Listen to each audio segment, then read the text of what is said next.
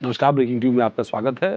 राजनीति के गलियारों में कभी-कभी ऐसी घटनाएं घटती हैं जो फिल्मी स्क्रिप्ट जैसी, जहां सस्पेंस, ड्रामा और अचानक ट्विस्ट हो। पूर्व उपराष्ट्रपति जगदीप धनखड़ की कहानी कुछ ऐसी। जुलाई 2025 में बीजेपी की राष्ट्रीय नेतृत्व से मतभेदों के बाद अचानक उपराष्ट्रपति पद से उन्होंने इस्तीफा। उसके 4 महीनों बाद उन्होंने चुप्पी तोड़ी, और वो भी कोई सार्वजनिक उपस्थिति नहीं, यहां तक कि औपचारिक विदाई भी नहीं। अब लगता था कि जैसे वे राजनीतिक पटल से ही अचानक विलुप्त हो गए, अंडरग्राउंड मोड में चले गए। लेकिन अचानक 21 नवंबर को राष्ट्रीय स्वयंसेवक संघ से जुड़े एक बड़े कार्यक्रम में मुख्य अतिथि के रूप में उनकी एंट्री, उनके बड़े राजनीतिक बयान ने देश का ध्यान अपनी ओर खींचा।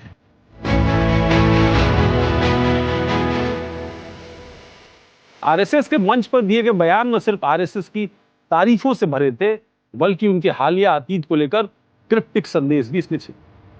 धनखड़ ने कहा कि नैरेटिव के चक्रव्यूह से निकलना मुश्किल है, मैं अपना उदाहरण नहीं दे, लेकिन साथ ही उन्होंने इशारों में अपने पास्ट को भी गिरी से छुआ, जो राजनीतिक विश्लेषकों के लिए बहस का विषय है।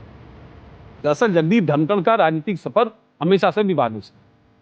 राजस्थान के किसान परिवार से निकलकर वकील, सांसद, गवर्नर और फिर उपराष्ट्रपति तक का उनका सफर, यह सब बीजेपी के साथ उनके मजबूत रिश्तों की वजह से संभव। हालांकि वो जनता दल नहीं, लेकिन 2025 की शुरुआत से बहुत सारी चीजें उनके जीवन में बदल गई। धनखड़ और बीजेपी के राष्ट्रीय नेतृत्व के बीच मतभेद तब उभरे जब राज्यसभा में विपक्ष के साथ उनके सख्त रवैये को लेकर पार्टी के भीतर सवाल उठे।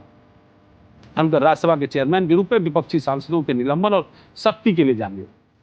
लेकिन कुछ बीजेपी नेताओं को लगता था कि यह पार्टी की इमेज को कुछ ज्यादा ही नुकसान। हालांकि पीछे पीछे कुछ और भी खेल, खासकर 2024 के लोकसभा चुनाव बाद जब विपक्ष मजबूत हुआ और उस बीच धनखड़ विपक्ष के कुछ नेताओं से ज्यादा करीबियत दिखाने लगे, वो बात खटक गई। अचानक जुलाई 2025 में धनखड़ का इस्तीफा। धनखड़ ने राष्ट्रपति को भेजे हुए पत्र में इस्तीफे का कारण व्यक्तिगत, लेकिन राजनीतिक हलकों में इसे बीजेपी के शीर्ष नेतृत्व से उनके टकराव को वजह बताया। कांग्रेस ने तो इसे संवैधानिक झूठ से छिपाया गया एक राजनीतिक एग्जिट करार आरोप लगाया कि सरकार छोटी राजनीति। इस्तीफे के बाद सबसे चौंकाने वाली बात हुई वही औपचारिक विदाई की। आमतौर पर ऐसे उच्च पदों से हटने के बाद संसद में भाषण, सम्मान समारोह या कम से कम प्रेस स्टेटमेंट तो होता ही, लेकिन धनखड़ के मामले में सन्नाटा। अब इस्तीफे के बाद धनखड़ अंडरग्राउंड हो गए। 4 महीने तक कोई सार्वजनिक कार्यक्रम नहीं, कोई इंटरव्यू नहीं, कोई सोशल मीडिया एक्टिविटी। वे दिल्ली से राजस्थान चले गए, जहां उनका अपना फार्म हाउस है, वहां। मीडिया रिपोर्ट्स में कहा गया कि वे साइलेंट मोड में थे, शायद मतभेदों के कारण पार्टी से दूरी बना ली। कुछ रिपोर्ट्स में तो यह भी दावा किया गया कि इस्तीफे से पहले 3 इंपीचमेंट मोशंस उनके खिलाफ लाने की तैयारी थी, जो विपक्ष की ओर से थे, लेकिन बीजेपी ने उन्हें सपोर्ट किया। और अब जो इंपीचमेंट मोशन आने वाला था वो बीजेपी की तरफ से तैयार किया। यह सब मिलाकर धनखड़ की इमेज को एक अकेले योद्धा के रूप में तैयार करने की, खैर बात जो भी हो, लेकिन ये सब मिलाकर जगदीप धनखड़ की इमेज एक अकेले योद्धा की बता, जो सिस्टम से टकरा गए। लेकिन सवाल उठता है कि क्या ये वाकई मतभेद थे या कोई बड़ा? 4 महीनों की चुप्पी के बाद 21 नवंबर 2025 को भोपाल में राष्ट्रीय स्वयंसेवक संघ से जुड़े हुए एक बुक लॉन्च इवेंट में धनखड़ की वापसी में सब कुछ। किताब थी हम और यह विश्व। लेखक हैं सर कारवार डॉक्टर मनमोहन। धनखड़ को मुख्य अतिथि के रूप में बुलाया गया और उन्हें पहली सार्वजनिक उनकी स्पीच थी पद से हटने। यह इवेंट आरएसएस का बड़ा कार्यक्रम था, जहां संघ के कई प्रमुख चेहरे मौजूद भी थे, और सवाल उठा कि आखिर अचानक यह निमंत्रण क्यों? विश्लेषक कहते हैं कि आरएसएस हमेशा से बीजेपी का पेरेंट ऑर्गेनाइजेशन रहा। धनखड़ के संघ से पुराने रिश्ते, पहले भी आरएसएस इवेंट में वो जाते रहे, लेकिन इस्तीफे के बाद ये पहली बार। यह एंट्री इसलिए भी दिलचस्प है क्योंकि इस्तीफे के समय आरएसएस ने कोई बयान नहीं, लेकिन अब धनखड़ को मंच देकर संघ ने सिग्नल दिया है कि वे संघ से कभी दूर नहीं। कार्यक्रम ने जगदीप धनखड़ ने आरएसएस को स्टेबलाइजिंग फोर्स कहा, और वो फोर्स जो राष्ट्र की एकता और संस्कृति की रक्षा। धनखड़ ने नागरिकता संशोधन अधिनियम यानी सीए का पुरजोर समर्थन किया और कहा सीए के विरोध के तर्क निराधार। यह कानून दबे कुचलों की रक्षा के लिए बना है, न कि किसी के अधिकार छीनने, जो आरएसएस की लाइन से बिल्कुल नहीं। लेकिन सबसे ज्यादा चर्चा उनके क्रिप्टिक बयानों को लेकर। क्रिप्टिक बयान क्या थे, वो बताते हैं। धनखड़ की स्पीच आरएसएस की फिलॉसफी और विजन की उसमें तारीफ, लेकिन बीच बीच में उन्होंने अपने पास्ट को भी धीरे धीरे छोड़। उन्होंने कहा कुछ गुमराह आत्माएं नैरेटिव की लहरें पैदा कर संस्थाओं को बदनाम। ये पुरानी 2024 की, जब उन्होंने फेक न्यूज पर चिंता जताई। लेकिन एक नया ट्विस्ट, नैरेटिव के चक्रव्यूह से निकलना मुश्किल है। मैं अपना उदाहरण नहीं दे रहा, ये बात भी नहीं।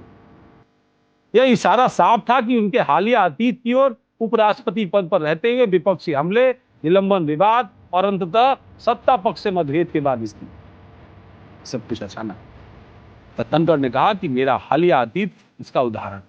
हालांकि उन्होंने इसे डायरेक्ट नहीं, लेकिन संदर्भ से लगता है कि वे अपने इस्तीफे अंडरग्राउंड पीरियड को ही इंगित कर। उन्होंने बताया कि कैसे नैरेटिव ने उन्हें सख्त चेयरमैन से विवादास्पद चेयरमैन और बीजेपी नेतृत्व से मतभेदों की अफवाह फैला दी।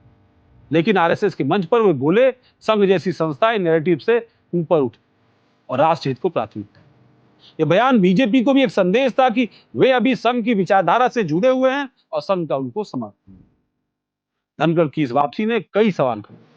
क्या आरएसएस उन्हें बीजेपी में वापस लाने की कोशिश कर रहा है, या संघ की स्वतंत्रता का यह प्रदर्शन है कि वहां पर भी विचारों की स्वतंत्रता है? बीजेपी ने अब तक इस पर कोई प्रतिक्रिया। अब राजनीतिक विश्लेषक क्या कहते हैं? वे कहते हैं कि धनखड़ अभी 74 साल के ही है, राजनीति में रिटायरमेंट होने की सीमा से थोड़ा पर। वे शायद राजस्थान में कोई भूमिका निभा, यहाँ बीजेपी थोड़ी कमजोर, अरे सत्ता में है भाई, यहाँ संघ में कोई बड़ा रोल उनको मिल सकता है। इवेंट के बाद सोशल मीडिया पर चर्चाएं कर। बहरहाल धनखड़ के आरएसएस के मंच पर बिखरे के इस वाकये ने देश में राजनीतिक हलचल तो पैदा कर। अभी लगता भी है कि धनखड़ को कुछ और भी मंच मिल सकता, कुछ किसान संगठनों से जुड़े हुए मंच, मजदूर संगठनों से जुड़े हुए मंच, वो मंच जो सरकार की कुछ नीतियों की आलोचना भी कर सकते। यानी वो जो अपना आइडियल स्टैंड रखने की कोशिश राज्यसभा के अंदर करते रहे, आखिरी दौर में जो उन्होंने एक कोशिश की कि उनका न्यूट्रल परसेप्शन सामने आए, ये ना दिखे कि वो सत्ता पक्ष के साथ। तो उस इमेज को बिल्डअप करने के लिए हो सकता है कि इन मंचों का इस्तेमाल हो। इन कहते हैं गंगा में पानी बहुत बह चुका है, धनखड़ की सियासत अब आखिरी पायदान पर है। उनको दो चीजें देखनी होंगी कि उनका हाल किसकी तरह, मलिक की तरह, उन तमाम नेताओं की तरह जो राजस्थान की सियासत से भी जुड़े रहे, राष्ट्रीय राजनीति में भी गए और लंबे समय तक उनका नाम बीजेपी के दस्तावेजों में दर्ज रहा, संस्थाओं के दस्तावेजों में दर्ज रहा, लगातार उनको याद। हमारा विश्लेषण कैसा लगा तो जरूर बताइएगा। खासतौर पर पूर्व उपराष्ट्रपति जगदीप धनखड़ की जो बैकडोर एंट्री हुई है, उसको लेकर के आपका क्या रिएक्शन है, क्या प्रतिक्रिया है, हमें कमेंट करके जरूर। धन्यवाद।